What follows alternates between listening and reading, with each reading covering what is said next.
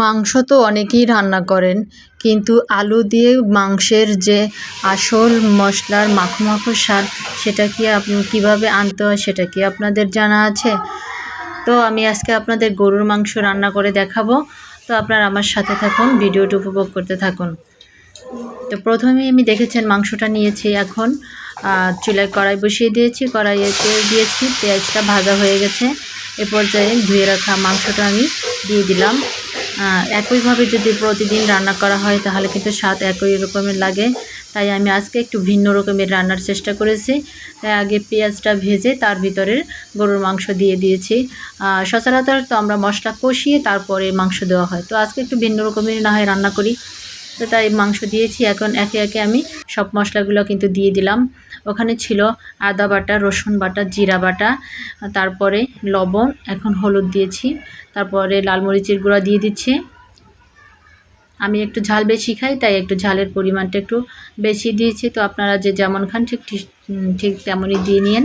তো এখন ওই যে আস্ত তেজপাতা দিয়ে দিলাম। তো আমি দারচিনি, তারপর এলাচ, গরম মশলা, এটা কিন্তু আমি জিরার সাথে একত্র বেটে দিয়েছি।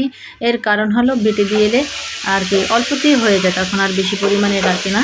তাই আমি একটু খরচ বাঁচানোর জন্যই অল্প দিয়ে এভাবে বেটে দিয়েছি। তো আপনারা চাইলে আস্তেও দিতে পারেন, আমি আস্তেই দিই সব সময়। তো আজকে একটু বেটে দিলাম। আজকে রান্নাটা একটু অন্য রকমের করতেছি, তাই তো সবসময় যেভাবে রান্না হয় মাঝে মাঝে একটু এরকম ভিন্ন রকমের রান্না করলে কিন্তু খেতে মজাই হয় তখন।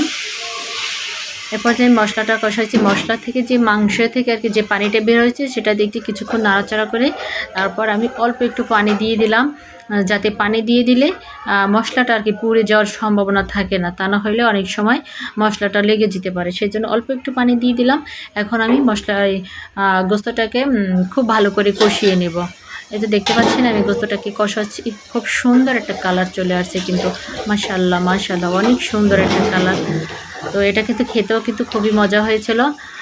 তো আমি যখন এই যে আর কি ভিডিওটা তৈরি করতেছি, রেকর্ডিং করতেছি, এর আগে কিন্তু মাংস খাওয়া আমাদের শেষ হয়ে গেছে, তাই বলছি খেতে কিন্তু খুবই মজা হয়েছিল। এখন এ পর্যায়ে আমি আলু দিয়ে দিলাম। যখন মাংস কষানো হবে ঠিক ওই পর্যায়ে, যখন অল্প অল্প পানি থাকবে ঠিক ওই পর্যায়ে আলু দিতে হবে।